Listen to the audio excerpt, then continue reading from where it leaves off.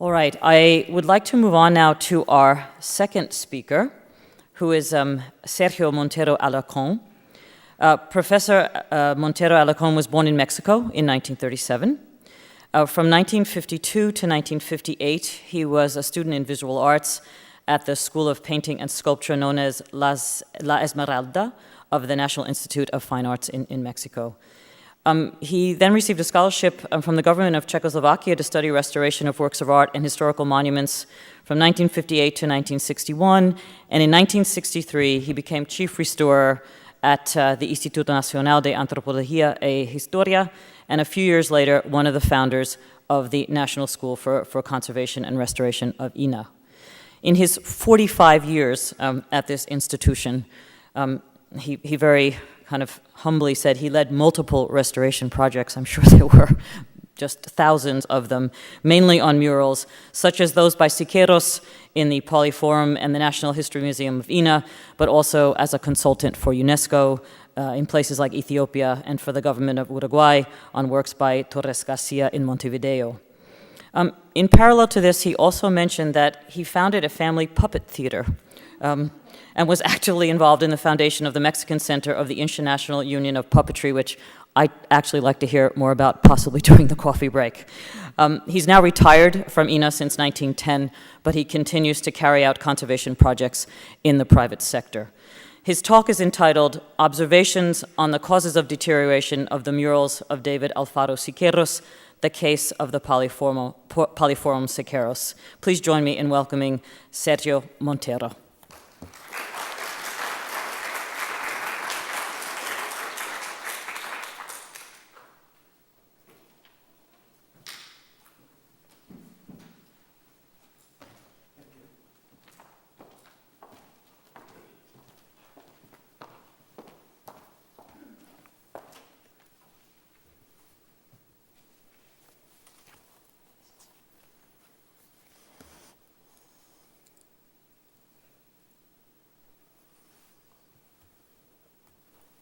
Thank you. Great. En primer lugar, mi agradecimiento al Instituto Getty por haberme invitado a participar en este importante simposio.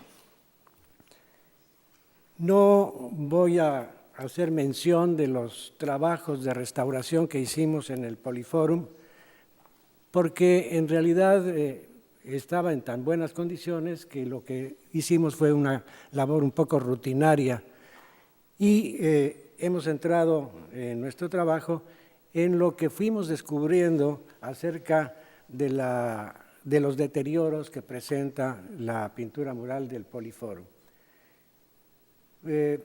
Trabajamos en realidad muy poco en relación con el tamaño de los murales del Polyforum. Se calcula que son más de 8,000 metros cuadrados, todo lo que contiene. Trabajamos 5 de los paneles exteriores, son 12,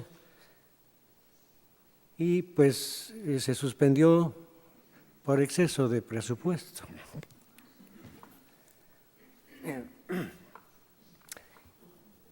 ¿Qué tipos de datos puede proporcionar el restaurador de bienes culturales para una mayor comprensión de una obra artística?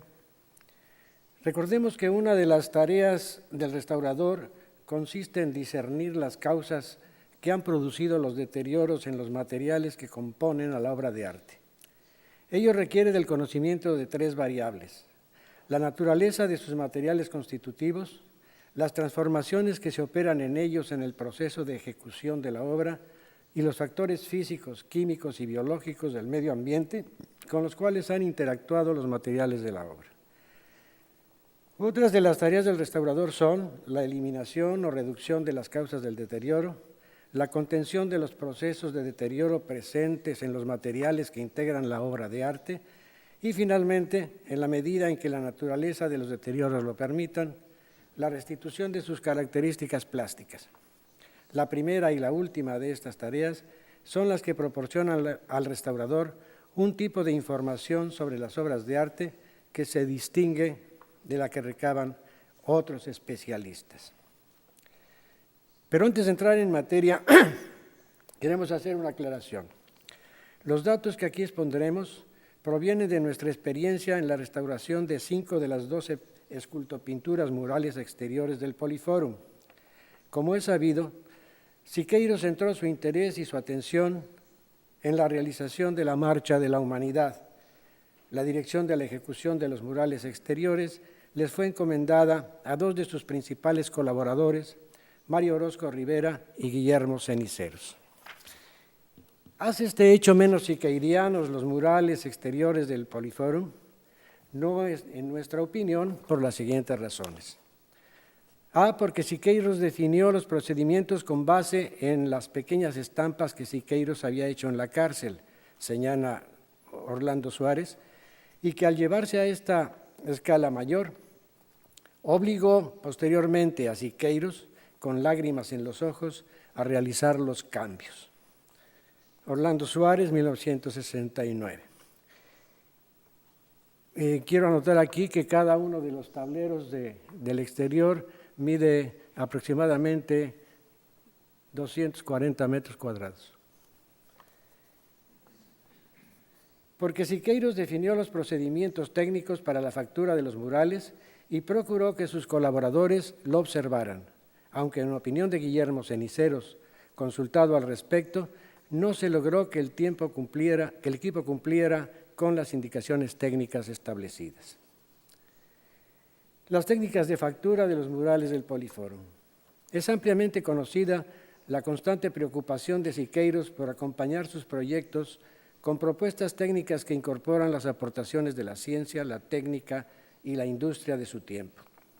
En 1956, días después de la inauguración de su mural El Pueblo a la Universidad, Siqueiros manifestaba las limitaciones plásticas que le imponían la realización de sus escultopinturas murales mediante el procedimiento de estructurar los volúmenes con cemento armado y policromarlos con mosaico.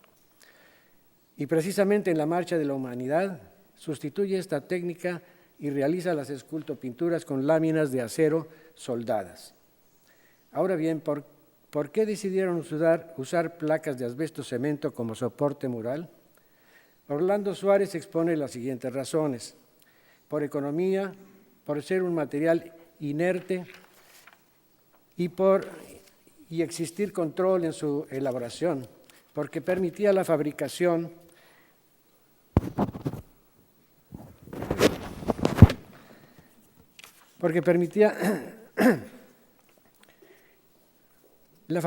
de grandes superficies de una sola pieza que reducían al máximo los empates de las uniones. Orlando Suárez, 1969. Nuestro contacto con el mural nos ha sugerido otras razones probables. Por la gran cantidad de esculturas que componen la Marcha de la Humanidad, su sujeción a placas de asbesto cemento con un espesor de 1.5 a 2 centímetros resultaba menos laboriosa que si se hubieran fijado a muros de concreto, por su menor peso respecto a los muros de concreto. El mural podía realizarse en secciones, en paneles transportables y llevados de algún otro lugar distinto al de su destino, como fue el caso, y que al colocarse son al mismo tiempo los muros del recinto.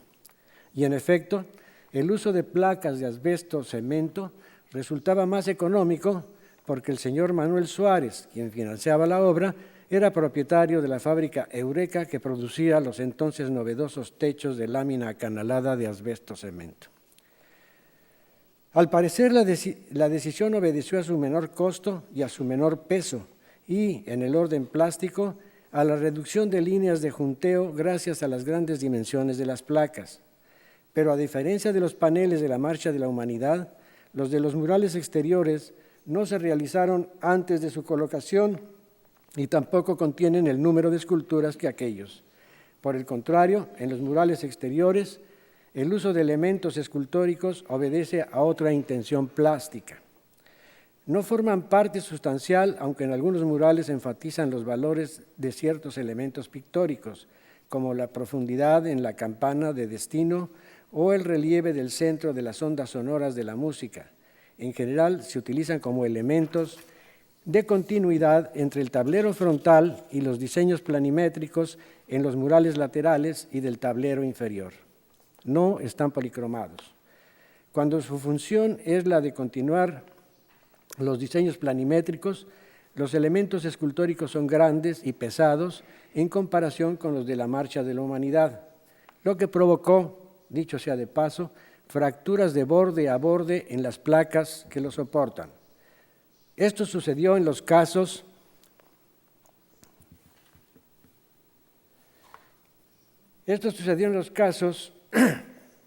perdón, en los que los elementos escultóricos se sujetaron a las placas y no a la escultura metálica sobre el soporte del tablero. Ahora bien, fuera de los inconvenientes señalados, cabe preguntarse si por lo demás la utilización de las placas de asbesto cemento fue acertada como soporte de los murales exteriores. No en nuestra opinión. En los 5 casos que hemos podido observar, existe una muy buena adherencia de la capa pictórica acrílica con la superficie del asbesto cemento. Sin embargo, las placas de asbesto cemento se deforman y se fracturan fácilmente. ¿Qué tan fácilmente? No lo hemos medido aún, pero podemos ejemplificarlo. Estamos hablando de placas elaboradas con asbesto de fibra corta. Este es el reverso de las pinturas.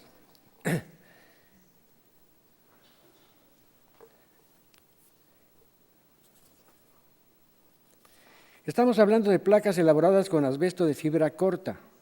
Sus dimensiones varían de 3.56 por 1.78 metros a 4.10 por 2.24 metros y su espesor de 1.5 a 2 centímetros. Las placas están atornilladas a un emparrillado de ángulos de hierro, como podemos ver aquí en esta fotografía, el cual a su vez está soldado a la estructura metálica de las salientes trapezoidales que arman a cada uno de los murales exteriores. Los tornillos de sujeción tienen un patrón de distribución en promedio de 50 centímetros cuadrados, es decir, cada tornillo sujeta un área de 50 centímetros cuadrados de la placa. En los casos en los que faltaban los 2 tornillos más cercanos a la esquina, se producía una deformación de ella en forma similar a como se alavea la madera. Una de estas deformaciones se produjo en el rostro de la representación de Hernán Cortés, figura central del mural Mezcla de las Razas.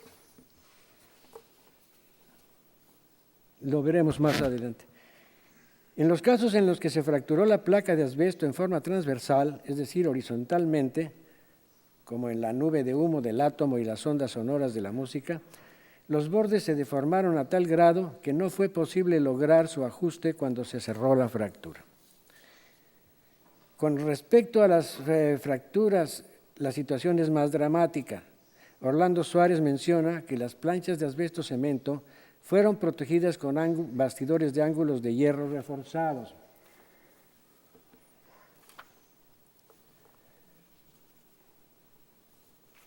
Orlando Suárez, 1969. En efecto, todos los tableros de la Marcha de la Humanidad presentan este enmarcado que en realidad es la causa de numerosas fracturas en las esquinas y los bordes de las placas de asbesto cemento. Al parecer, se decidió protegerlas de esta manera para que en el momento de su colocación, que se realizaba con polipastos, los golpes accidentales no las fracturaran. Además, dichos bastidores tenían soldadas unas asas de las cuales se hacían las placas para ser colocadas.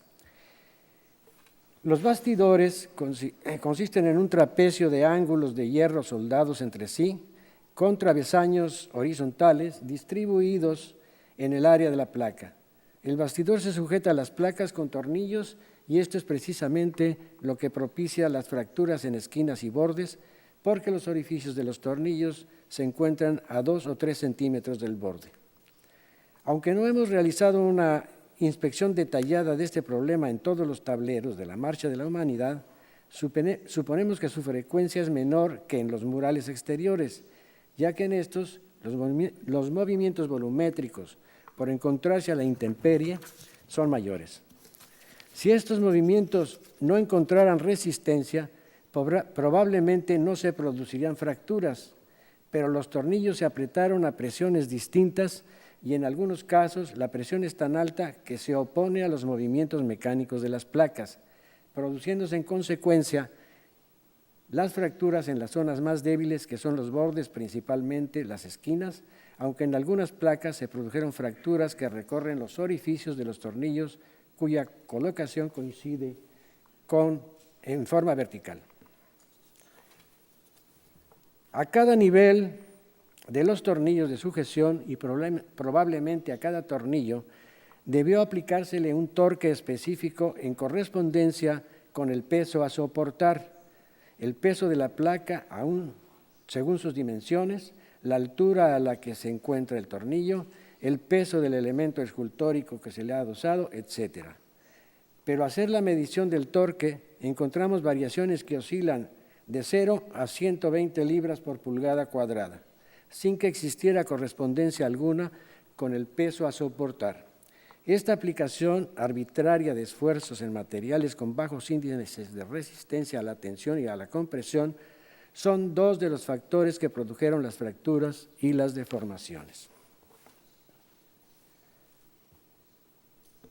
De los 5 murales que hemos restaurado, el procedimiento de montar las placas sobre los bastidores de ángulo solo lo encontramos en El Destino. Al parecer, el equipo de Siqueiros advirtió sus inconvenientes y decidieron sustituirlo. El nuevo procedimiento consistió en eliminar el bastidor y atornillar directamente las placas de asbesto a un emparrillado de ángulos de hierro horizontales soldados en paralelo a la estructura de la saliente trapezoidal. De esta forma, se redujeron las fracturas de las esquinas y los bordes de las placas, pero no se evitaron las producidas por los esfuerzos irregulares a los que están sometidas las placas. Siqueiros, al referirse a las limitaciones que le imponían al artista el uso de materiales tradicionales, decía: todo concreto, como es bien sabido, presenta a la larga el problema inevitable de la oxidación de la estructura de hierro con las consiguientes cuarteaduras, particularmente graves en formas artísticas con textura precisa. Raquel Tibol, 1974-12. A ello obedece nuestra preocupación por comprender las causas de las fracturas y deformaciones de los soportes de la capa pictórica para contrarrestar acertadamente sus efectos y evitar futuros deterioros que sigan alterando los valores plásticos de los murales. El otro problema al que nos referiremos es a la elección de la pintura acrílica para la realización de los murales. En el citado texto intitulado Mi experiencia en el muralismo exterior de 1956, Siqueiros afirmaba: los materiales plásticos, vengo considerando desde hace mucho tiempo, determinan la forma.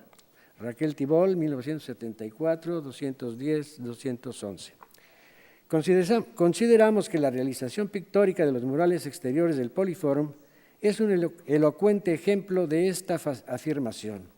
Se trata de murales exteriores pintados en los que se emplearon colores acrílicos de una gran brillantez cromática, aglutinados con una resina de una transparencia extraordinaria y que al polimerizar adquiere una dureza tal que ha podido resistir el intemperismo de los factores ambientales.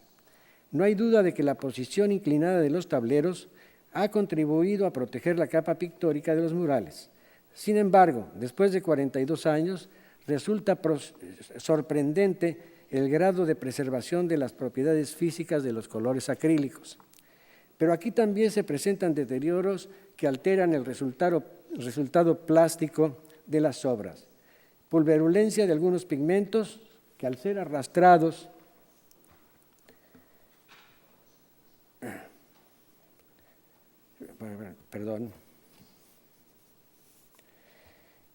Pulverulencia de algunos pigmentos que al ser arrastrados por el agua de lluvia se depositan en la superficie mural formando un velo que opaca la brillantez de los colores. La formación de ampollas de algunas zonas de la superficie pictórica en donde se aplicó una segunda capa cuyas crestas tienden a fracturarse y el acocodrilado, que consiste en el craquelado por contracción de la capa pictórica, que al tratarse de una segunda capa su color se combina ópticamente con la subyacente. Con base en nuestras observaciones proponemos las siguientes explicaciones a los deterioros mencionados. La pulverulencia de algunos colores, principalmente el blanco y en segundo término el rojo, empleado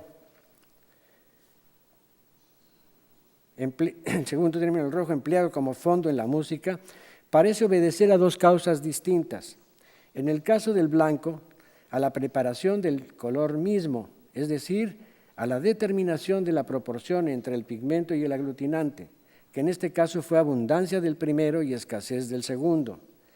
Es muy probable que esta proporción se haya hecho con la finalidad de lograr un blanco más intenso que el empleado en el resto del mural, como es el caso de la nube de humo desprendida por la explosión de la bomba atómica en el mural El Átomo. Y en efecto, la saturación de blanco en este elemento de la composición contribuye claramente a acentuar ópticamente el volumen del hongo de la explosión, pero al haberse reducido la cantidad de material que le proporciona al pigmento adherencia, cohesión, brillantez y resistencia, solo basta esperar a que la acción de los factores del medio ambiente degrade el escaso aglutinante acrílico para que el pigmento comience a ser arrastrado por el agua de lluvia y depositado a manera de un velo en la superficie mural, contribuyendo con el polvo ambiental a opacar su colorido. En cuanto al rojo ya mencionado, la pulverulencia se debió probablemente a la misma causa, es decir, una preparación del color con escasez de aglutinante a fin de lograr una mayor intensidad del color, pero agravada por su aplicación con pistola de aire. Pero no se logra una mayor homogeneidad al aplicar la pintura por aspersión, sí, pero bajo determinadas condiciones. Un ambiente no húmedo, sin corrientes de aire que impidan la deposición controlada del material atomizado. Conociendo las condiciones en que se realizaron estos murales, podemos suponer que la aplicación del color rojo se efectuó a una distancia tal y con la interferencia de las corrientes de aire que ya circulan a escasos metros arriba del nivel del piso, que las partículas de la pintura llegan casi secas a la superficie mural y entonces no formaron una capa acrílica cohesionada, sino un aglomerado de partículas débilmente unidas entre sí. Una capa de pintura con tales características es, como en el caso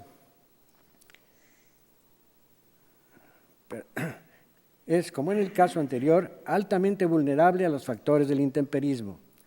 Con respecto a las ampollas y al acocodrilado de algunas zonas de la capa pictórica, es importante aclarar que se produjeron en segundas capas, es decir, en zonas ya pintadas, pero que se modificaron aplicando una segunda capa poco tiempo después. El tiempo entre una y otra fue el suficiente para que al aplicarse la segunda no se mezclara con la primera, pero no lo suficiente para que ésta hubiera evaporado los disolventes del medio. Las correcciones de diseño fueron una constante en las realizaciones de Siqueiros. Son una manifestación de su nervio creativo y en los murales del Poliforum tenemos numerosas muestras de esta febrilidad recreativa en el proceso de amplificar los diseños preconcebidos. Pero las correcciones se hicieron cuando la capa anterior no había secado por completo, y es que Siqueiros supuso que la eliminación de los disolventes del medio de la pintura acrílica era rápida, y lo es si la comparamos con la velocidad de secado del óleo, pero aún los acrílicos experimentan un largo proceso de curado. La mayor parte de los disolventes se evaporan de inmediato y el resto se va evaporando en el transcurso de varios meses. Este contenido de disolventes es el que buscó salida ampollando la pintura sobrepuesta. Gradualmente las ampollas se fracturan dejando una superficie, valga la expresión, cacariza. Otro es el caso del acocodrilado. Este tipo de deterioro se presenta en ciertas zonas en las que se aplicó una segunda capa de pintura, pero que a diferencia de las ampollas en donde la segunda era gruesa y homogénea, aquí se aplicó muy diluida y en la primera fase del secado se contrajo violentamente, transformándose la película continua de color en una área de pequeños islotes cuadrados, precisamente como la piel del cocodrilo. Se ha pensado si este tipo de deterioro no fue inducido en razón del entusiasmo que manifestaba Siqueiros por los resultados accidentales, plásticamente sugestivos, que se producían mediante las combinaciones arbitrarias de pigmentos y medio. Pero al menos en los casos en los que la segunda capa de pintura era para corregir el diseño, se trata de errores en el uso de los materiales. En el caso del Poliforum, no se usaron colores previamente preparados, sino que se mezclaban in situ los pigmentos con la resina acrílica sin considerar, por desconocimiento, que en cada tipo de pinturas hay una proporción específica del pigmento en relación con el medio de acuerdo con la densidad del pigmento. Cada uno de los miembros del equipo preparaba sus mezclas al tanteo. Dos reflexiones finales.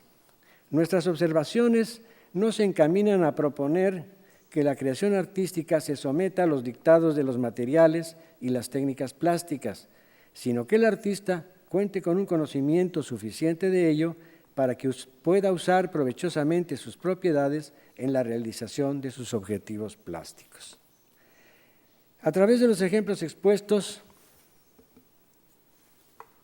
esperamos haber estimulado el interés de los estudiosos del arte sobre la relevancia del estudio técnico de las obras, como otra vertiente de conocimientos que nos permite una mayor comprensión de la producción artística, sobre todo en un artista como Siqueiros, para quien la innovación técnica fue un constituyente imprescindible de sus concepciones artísticas.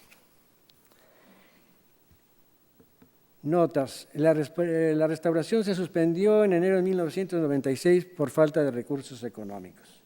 2.